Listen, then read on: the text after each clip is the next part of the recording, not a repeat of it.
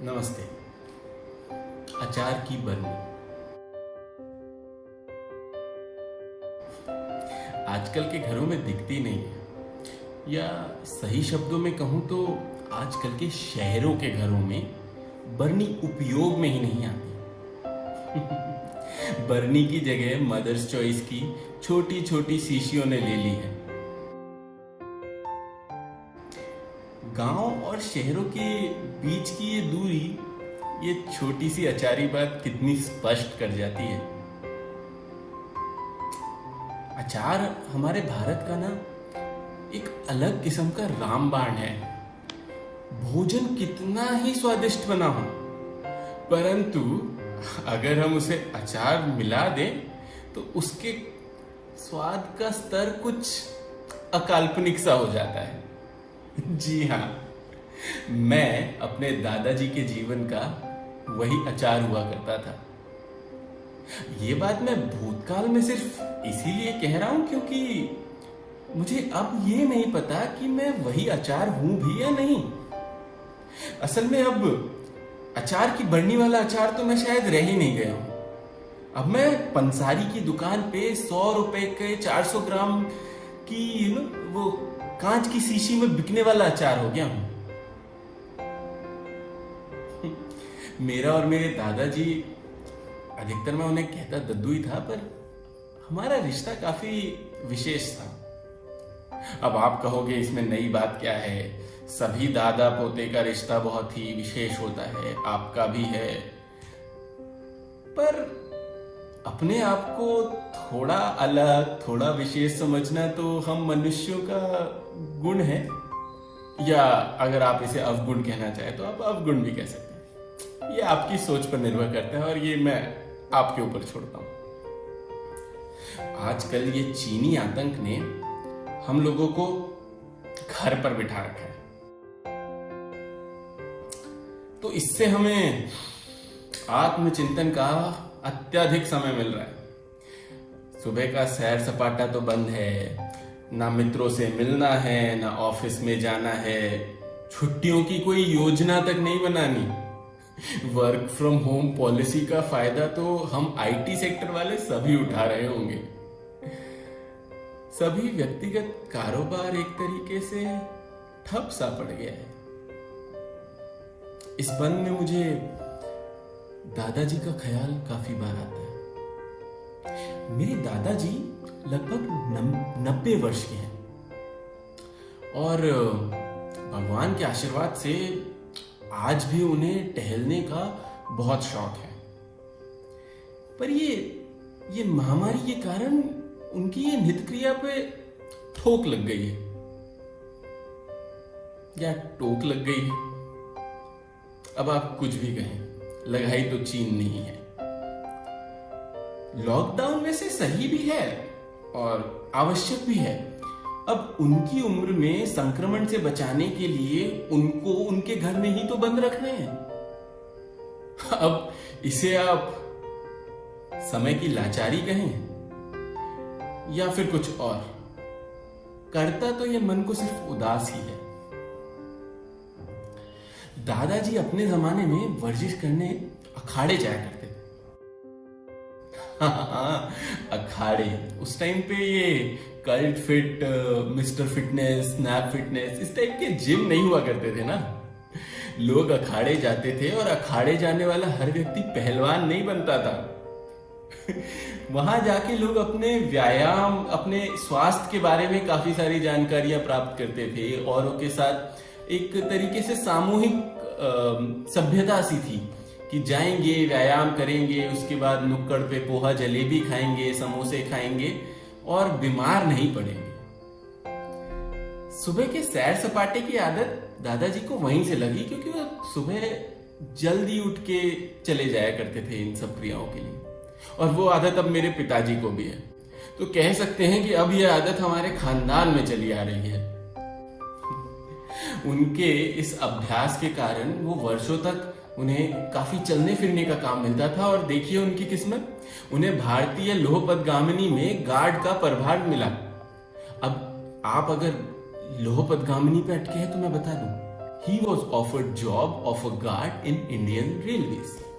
जी हाँ, Indian railways के guard वो होते हैं ना, एक बड़ी सी ट्रेन होगी, बहुत सारे डब्बे होंगे, पर आखिरी में एक डब्बा होगा जो थोड़ा अलग सा होगा। अक्सर मालगाड़ियों में ही ऐसा डब्बा पाया जाता है। उसका शेप ही कुछ अलग सा होता है, उसमें एक खड़े होने की जगह होती है। शोले पिक्चर में तो आपने देखा ही होगा। जी, बस उसी गाड़ी के उस डब्बे में मेरे दादाजी सफर किया करते थे।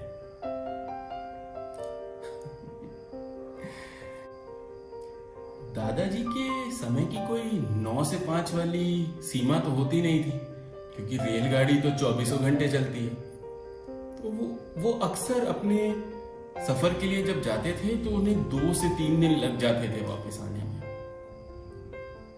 कई दिनों तक उन्हें ट्रेन में ही रहना पड़ता था, और मालगाड़ी अक्सर कई जगहों पे रोक दी जाती थी। ऐसा नहीं है कि वो हमेशा बड़े शहरों के बड़े प्लेटफॉर्म्स पे रोकेंगे। ज्यादातर उन्हें जंगलों तक में रोक दिया जाता था। बड़े ही अद्भुत किस्से हैं उन्हें उनके पास ये सारे सफरों के। गर्मी की एक ऐसे ही रात की बात है, हम लोग दिल्ली से इटारसी गए हुए थे अपनी ग्रीष्मकालीन की छुट्टी में, समर वेकेशन। तो इटारसी में हम लोग रेलवे क्वार्टर पे थे। दादाजी को वहां रेलवे क्वार्टर मिला हुआ था। तो 2 कमरे का मकान, बड़ा सा आंगन, आंगन में एक आम का पेड़। पेटेंट स्टाइल है ये सारे रेलवे क्वार्टर्स का। अगर आपका भी कोई रिश्तेदार अगर रेलवेज में था और आप ऐसे किसी घर में गए हुए तो आप बिल्कुल मेरी बात से सहमत होंगे। तो दादाजी तो ड्यूटी पे थे, हम लोग घर आए हुए थे। अब उन्हें तो पता नहीं कि हम लोग घर आए हुए थे, फोन इत्यादि की सुविधा तो थी नहीं। 2 दिन के बाद जब वो घर लौट रहे थे, लगभग रात के 12 साढ़े 12 बजे होंगे, और क्योंकि गर्मी का समय था तो बिजली गुल होना एक आम बात है। उस दिन भी बिजली गुल थी। क्वार्टर पर दादी, मम्मी, पापा, मेरी बिन ब्याही बुआएं, बिन ब्याहे चाचा, हम सभी लोग थे। एक बड़ा कुनबा आया हुआ था एक तरीके से, क्योंकि मेरे पिताजी, उनके भाई बहनों को मिलाकर कुल 7 लोग हैं, और दादा दादी 9, मेरी माता जी 10, मैं 11 लोग एक घर में, समझिए 10 से 11 लोग होंगे उस समय। तो हर कोना घर का किसी का बसेरा बना हुआ है। जहां पे चाहे वहां पे गद्दा लगाया, जगह मिली, मच्छरदानी टांगी और सो गए। सबका घर ऐसा ही बना हुआ है।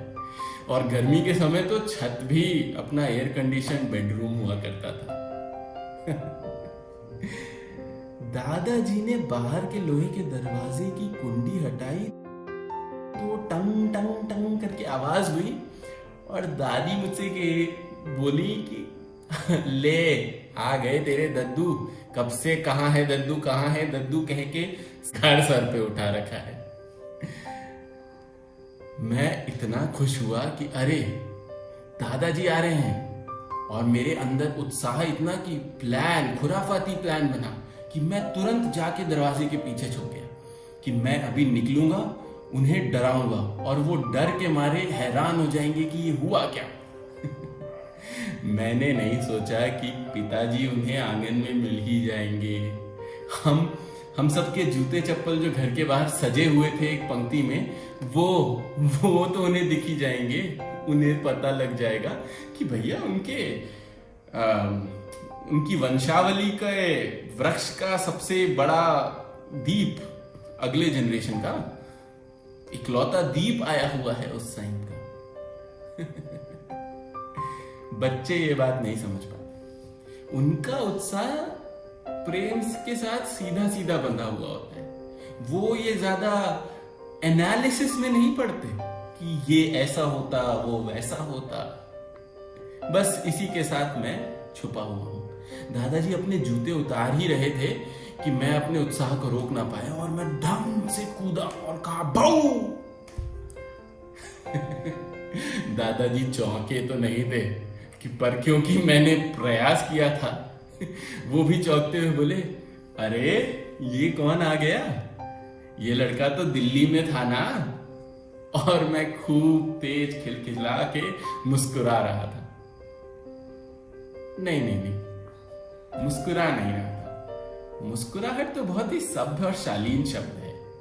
मैं हंस रहा था, ठहाके मार मार के हंस रहा था, मुंह फाड़ के हंस रहा था और अपने टूटे दांत दिखाते हुए शायद चिल्ला भी रहा था, दद्दू डर गए, दद्दू डर गए, दद्दू डर गए। दादाजी मेरी तरफ देखे और एक हल्की सी मुस्कुराहट देते हुए अपनी खुशी को प्रतीत किया।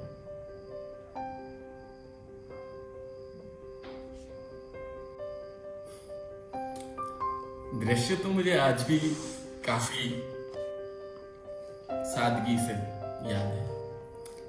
दादाजी अपनी सफेद पोशाक में थे, उनके बड़े बड़े रबर के बूट होते हैं ना जो घुटने तक आते हैं, वो घुटने तक वो बूट पहने हुए थे।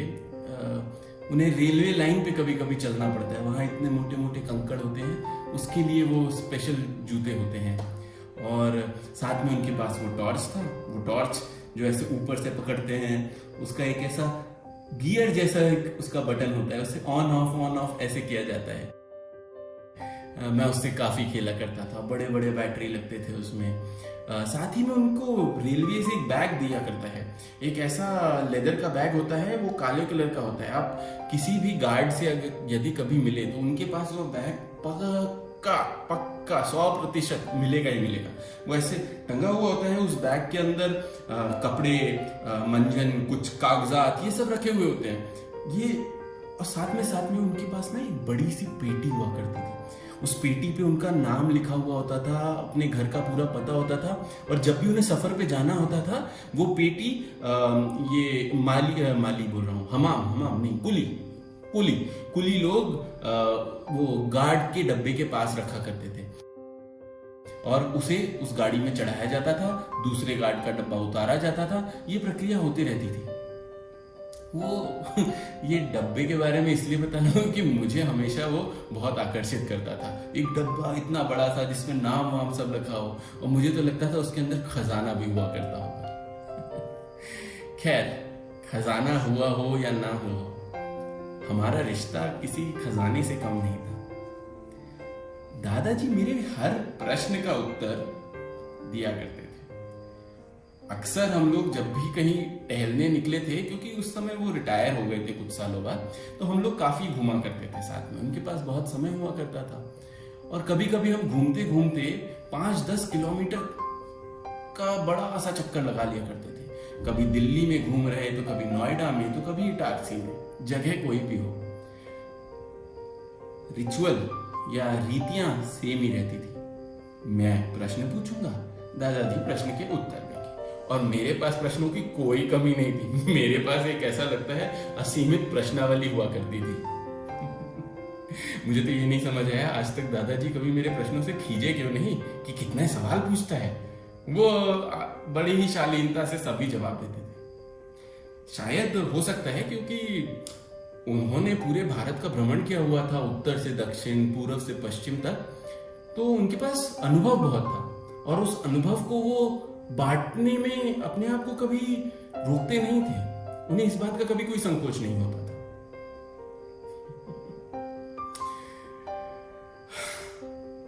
अब लॉकडाउन है, मैं भी बड़ा हो चुका हूं। दादाजी भारत का भ्रमण करते थे और मैं थोड़ा बहुत विश्व भ्रमण कर लेता हूं। जिज्ञासा पर उनकी इस उम्र में भी घटी नहीं है। आज भी वो मोबाइल में ईयरफोन लगाकर, जियो पे यूट्यूब चलाकर, मैं जिस भी देश की यात्रा करने वाला हूं उस देश के बारे में ऐसी ऐसी बातें पता कर लेते हैं, वहां के अनुभव के बारे में ऐसी बातें पता कर लेते हैं जो मैं खुद शायद वहां जाके ना अनुभव कर पाता हूं। और उसके बाद जब भी वो मिलेंगे इस पे चर्चा जरूर करेंगे कि वहां के लोग कैसे रहते हैं, क्या खाते हैं, कैसा होता है वहां, क्या क्या तुम्हें कैसा लगा वहां पे। सही कहा गया है, अचार खाने की कोई उम्र नहीं होती है। अचार आज भी मेरे दादाजी के जीवन को ग्रहण करने की जो जीवन शक्ति, तो अगर हम अपने जीवन को भोजन माने तो उसे ग्रहण करने के स्वाद का स्तर बढ़ा ही रहा है। क्या कहते हैं? हैं? आज भी मैं दादाजी के लिए वही बरनी का अचार हूं, जिसका वह अपने जीवन में भोजन के साथ आनंद ले रहे हैं। भले ही अब मैं वो वाला अचार नहीं हूं जो अम्मियां पेड़ से तोड़कर उसे हंसिये से काट कर मसाले के साथ सरसों के तेल में भिगोकर बरनी में कई दिनों तक ऐसे कपड़ा बांध कर रख दिया जाता था। मैं वो अचार शायद नहीं हूं।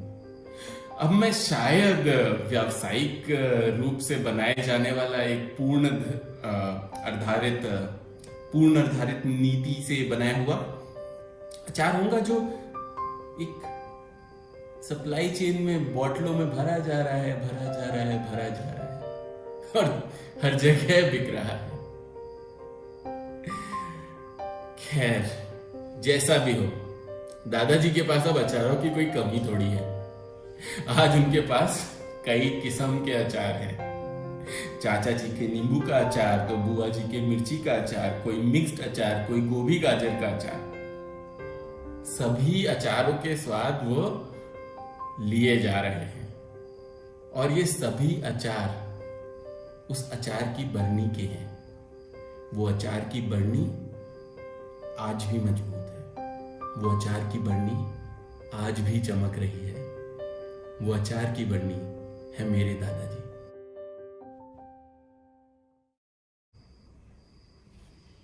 धन्यवाद।